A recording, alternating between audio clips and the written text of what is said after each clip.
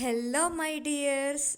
ನಾನಿವತ್ತು ನಿಮಗೆ ಒಂದು ಗುಟ್ಟು ಹೇಳ್ತೀನಿ. ಏನಪ್ಪ ಅಂದರೆ, ನೀವು ಏನಾದರೂ ಸಾಧನೆ ಮಾಡಬೇಕು ಅಂದ್ಕೊಂಡಿದ್ದೀರಾ ಅಂತಂದರೆ ಖಂಡಿತ ಅದೇ ಒಂದು ದೊಡ್ಡ ವಿಷಯ, ಸಂತಸ ಪಡುವಂಥ ವಿಷಯ. ಆದರೆ ಅದನ್ನು ನಿಮ್ಮ ಮನಸ್ಸಲ್ಲಿಟ್ಕೊಂಡು ಪ್ರಯತ್ನ ಮಾಡಿ.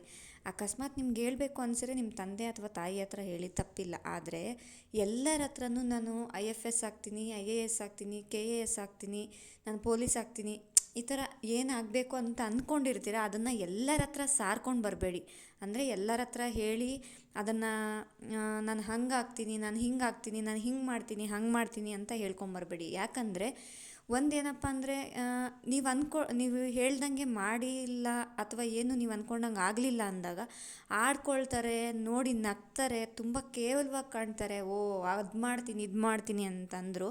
ಇವತ್ತು ಏನು ಮಾಡದೆ ವೇಸ್ಟಾಗಿ ಬಿದ್ದಿದ್ದಾರೆ, ಕೆಲ್ಸಕ್ಕೆ ಬರ್ದೋರ್ ಥರ ಅಂತ ಕೇವಲವಾಗಿ ಮಾತಾಡ್ತಾರೆ, ಕೀಳಾಗಿ ಕಾಣ್ತಾರೆ, ಅವ್ರಿಗೆ ಇಷ್ಟ ಬಂದಾಗೆಲ್ಲ ಮಾತಾಡ್ತಾರೆ. ಸೊ ಹಂಗಾಗೋ ಬದಲು ಇನ್ನೊಂದು ಥರ ಏನು ಮಾಡೋಕ್ಕೆ ಪ್ರಯತ್ನ ಮಾಡ್ತಾರೆ ಅಂದರೆ, ಏನಾದರೂ ಮಾಡ್ತೀವಿ, ಏನಾದರೂ ಉದ್ಧಾರ ಆಗ್ತಾರೆ ಅಂತಂದಾಗ ನಿಮ್ಮ ಪ್ರಯತ್ನಗಳನ್ನು ತಡೆಯೋದಕ್ಕೆ ಏನೇನೆಲ್ಲ ಬೇಕು ಅದೆಲ್ಲ ಮಾಡ್ತಾರೆ. ಆ ಥರ ಪ್ರಯತ್ನಗಳು ನಡೆಯುತ್ತೆ. ನಿಮ್ಮ ಸುತ್ತಲೂ ನಿಮ್ಮನ್ನು ತಡೆಯೋದಕ್ಕೋಸ್ಕರ ಎಲ್ಲ ಪ್ರಯತ್ನಗಳು ಮಾಡ್ತಾರೆ.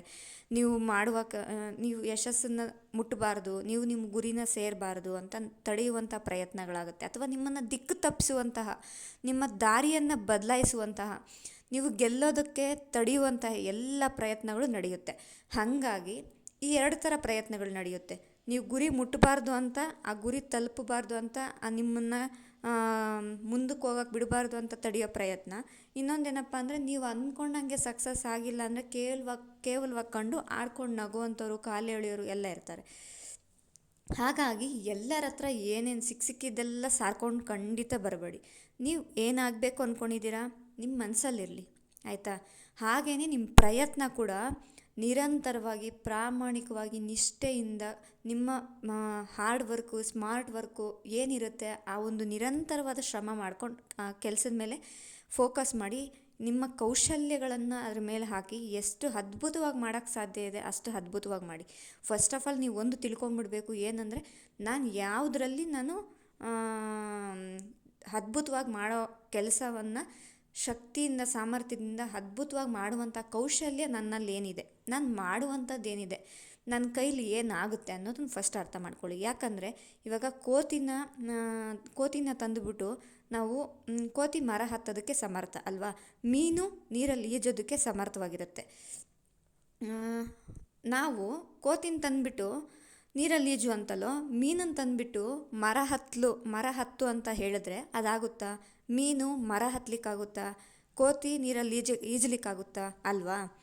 ಕೋತಿಗೆ ಮರ ಹತ್ತೋದ್ರಲ್ಲಿ ಸಮರ್ಥವಾಗಿರುತ್ತೆ, ಮೀನು ನೀರಲ್ಲಿ ಈಜೋದ್ರಲ್ಲಿ ಸಮರ್ಥವಾಗಿರುತ್ತೆ. ಹಾಗೆ ನಾವು ಯಾವುದ್ರಲ್ಲಿ ಸಮರ್ಥರು ಅಂತ ನಾವು ಅರ್ಥಕೊಳ್ಬಿಡ್ಬೇಕು. ಫಸ್ಟು ನಾವು ಸುಮ್ಮನೆ ಏನೋ ಶ್ರಮ ಹಾಕ್ತಾಯಿದ್ದೀವಿ, ನಾವು ನಿರಂತರವಾಗಿ ಸ್ಟಾರ್ಟಿಂಗಿಂದ ಜೀವನದ ಎಂಡಿಂಗ್ ತನಕ ನಾನು ಪ್ರಯತ್ನ ಮಾಡ್ತಾನೇ ಇದ್ದೀನಿ, ನಾನು ಗೆಲ್ಲೋದಕ್ಕಾಗ್ತಾ ಇಲ್ಲ ಅಂತಂದರೆ ಯಾಕೆ ಗೆಲ್ಲೋದಕ್ಕಾಗಲ್ಲ? ನೀನು ಯಾವುದ್ರಲ್ಲಿ ಸಮರ್ಥ ಇದೆಯಾ, ನೀವು ಯಾವುದ್ರಲ್ಲಿ ಸಮರ್ಥರಿದ್ದೀರಾ, ಯಾವುದು ಅದ್ಭುತವಾಗಿ ನಿಮ್ಮ ಕೈಲಿ ಮಾಡಲಿಕ್ಕಾಗುತ್ತೆ, ನೀವು ಅದು ಅರ್ಥ ಮಾಡ್ಕೊಂಡಿಲ್ಲ. ನೀವು ಏನು ಅದ್ಭುತವಾಗಿ ಮಾಡಲಿಕ್ಕಾಗುತ್ತೆ ಅನ್ನೋದನ್ನು ಅರ್ಥ ಮಾಡಿಕೊಂಡು ಆ ಒಂದು ಕ್ಷೇತ್ರದಲ್ಲಿ ಆ ಒಂದು ಎಫರ್ಟು, ನೀವೇನೆಲ್ಲ ಹಾರ್ಡ್ ವರ್ಕು, ಸ್ಮಾರ್ಟ್ ವರ್ಕು, ನಿಮ್ಮ ಸ್ಕಿಲ್ಸ್ ಏನಿದೆ ಅದರಲ್ಲಿ ಎಕ್ಸ್ಪೆರಿಮೆಂಟ್ ಮಾಡಿದ್ರೆ ನೀವು ಲೆಜೆಂಡ್ ಅದರಲ್ಲಿ ಅಲ್ವಾ? ನೀವು ಅದರಲ್ಲಿ ಅದ್ಭುತವಾದ ಗುರಿ, ಮಹೋನ್ನತವಾದಂಥ ಸಾಧನೆ ಮಾಡಲಿಕ್ಕಾಗತ್ತೆ. ನಾವು ಅದನ್ನು ಅರ್ಥ ಮಾಡ್ಕೊಳ್ದಿರ ನಾವೇನೋ ಮಾಡ್ತೀವಿ ಅಂತ ಮಾಡಿದ್ರೆ ಖಂಡಿತ ಯಾವುದೂ ಆಗಲ್ಲ. ಈಗ ಸಚಿನ್ ತೆಂಡೂಲ್ಕರ್ ಅವರು ಶೈಕ್ಷಣಿಕ ಶಿಕ್ಷಣದಲ್ಲಿ ಅವರು SLC ಅಷ್ಟೇ ಅಂತ ಅಂದರೂ ಕೂಡ ಅವರು ಒಂದು ಕ್ರೀಡಾರಂಗದಲ್ಲಿ ಎಷ್ಟು ಅದ್ಭುತವಾದಂಥ, ಎಷ್ಟು ಮಹೋನ್ನತವಾದಂಥ ಸಾಧನೆ ಮಾಡಿದ್ದಾರೆ ಅಲ್ವಾ? ಹಾಗೆಯೇ ಪ್ರತಿಯೊಬ್ಬರಿಗೂ ಅಷ್ಟೇ ಒಂದೊಂದು ಕ್ಷೇತ್ರದಲ್ಲಿ ಒಬ್ಬೊಬ್ಬರಿಗೆ ಅದ್ಭುತವಾದಂಥ ನಾಲೆಡ್ಜನ್ನು, ಟ್ಯಾಲೆಂಟನ್ನು ಕೊಟ್ಟು ಕಳಿಸಿರ್ತಾನೆ ಭಗವಂತ. ಆ ಕ್ಷೇತ್ರ ಯಾವುದು, ನಮ್ಮ ಕ್ಷೇತ್ರ ಯಾವುದು ಅಂತ ನಾವು ಅರ್ಥಕೊಳ್ಬೇಕು. ನಾನು ಯೋಗ್ಯವಾಗಿ ಎಲ್ಲಿ ಗೆಲ್ಲೋದಕ್ಕೆ ಸಾಧ್ಯ ಅಂತ ನಾವು ಕಂಡುಕೊಳ್ಬೇಕು.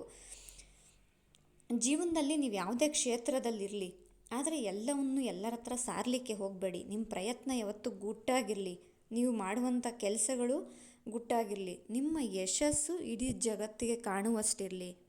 ಆಗ ನಿಮ್ಮ ರಿಸಲ್ಟು, ನಿಮ್ಮ ಯಶಸ್ಸು ಅದು ಕಾಣೋ ಥರ ಇರಲಿ. ನೀವೇನು ಮಾತಾಡಬೇಡಿ, ನಾವು ಹಾಗೆ ಮಾಡ್ತೀವಿ, ನಾವು ಹೀಗೆ ಮಾಡ್ತೀವಿ ಅಂತ ಖಂಡಿತ ಮಾತಾಡೋಕ್ಕೆ ಹೋಗಬೇಡಿ. ಬದುಕು ಅನ್ನೋದು ನಾವು ಸೋತಾಗ ಖಂಡಿತ ಕೊನೆಯಾಗಲ್ಲ, ಬದಲಿಗೆ ನಾವು ಬದುಕುವಂಥ ಪ್ರಯತ್ನಗಳನ್ನು ಕೈ ಬಿಟ್ಟಾಗ ಮಾತ್ರ ಕೊನೆಯಾಗುತ್ತೆ. ಮತ್ತೊಂದೇನಪ್ಪ ಅಂದರೆ, ಸಮಸ್ಯೆಗಳ ಮೇಲೆ ನಮ್ಮ ಗಮನ ಇದ್ದಾಗ ನಮಗೆ ಗುರಿ ಕಾಣೋದಿಲ್ಲ, ಗುರಿ ಮೇಲೆ ನಮ್ಮ ಗಮನ ಇದ್ದಾಗ ನಮಗೆ ಸಮಸ್ಯೆಗಳೇ ಕಾಣೋಲ್ಲ ಅಲ್ವಾ? ಈ ಒಂದು ಸತ್ಯವನ್ನು ಅರ್ಥ ಮಾಡ್ಕೊಳ್ಳಿ, ಖಂಡಿತ ನಿಮಗೆ ಗೊತ್ತಾಗ್ಬಿಡುತ್ತೆ ನಾವು ಹೇಗಿರಬೇಕು, ಏನು ಮಾಡಬೇಕು ಅಂತ. ನೀವು ಎಷ್ಟು ಫೋಕಸ್ಡ್ ಆಗಿರ್ತೀರ ಅಷ್ಟು ನಿಮಗೆ ಒಳ್ಳೆಯದು. ಮೈ ಡಿಯರ್ಸ್, ಒಂದು ಈ ಥರದ ಮೋಟಿವೇಶ್ನಲ್ ವೀಡಿಯೋಸ್ಗಾಗಿ ನಮ್ಮ ಚಾನಲನ್ನು ಲೈಕ್ ಮಾಡಿ, ಶೇರ್ ಮಾಡಿ, ಸಪೋರ್ಟ್ ಮಾಡಿ, ಸಬ್ಸ್ಕ್ರೈಬ್ ಮಾಡ್ಕೊಳ್ಳಿ. ಸಬ್ಸ್ಕ್ರೈಬ್ ಮಾಡ್ಕೊಳ್ದೆ ಯಾರೆಲ್ಲ ನೋಡ್ತಾ ಇದ್ದೀರಾ, ಪ್ಲೀಸ್ ದಯವಿಟ್ಟು ಸಬ್ಸ್ಕ್ರೈಬ್ ಮಾಡ್ಕೊಂಡು ನೋಡಿ. ಹಾಗೆ ನಿಮ್ಮ ಫ್ರೆಂಡ್ಸ್ ಆ್ಯಂಡ್ ಫ್ಯಾಮಿಲೀಸ್ಗೆ ನಮ್ಮ ಒಂದು ಚಾನಲ್ ಲಿಂಕನ್ನು ಶೇರ್ ಮಾಡಿ. ಮರೀದೆ ಸಾಕಷ್ಟು ಜನರಿಗೆ ಶೇರ್ ಮಾಡಿ. ಹಾಗೆಯೇ ಸಬ್ಸ್ಕ್ರೈಬ್ ಆಗಿ ಒಳ್ಳೆ ಕಮೆಂಟ್ಸ್ ಕೊಡಿ. Thank you.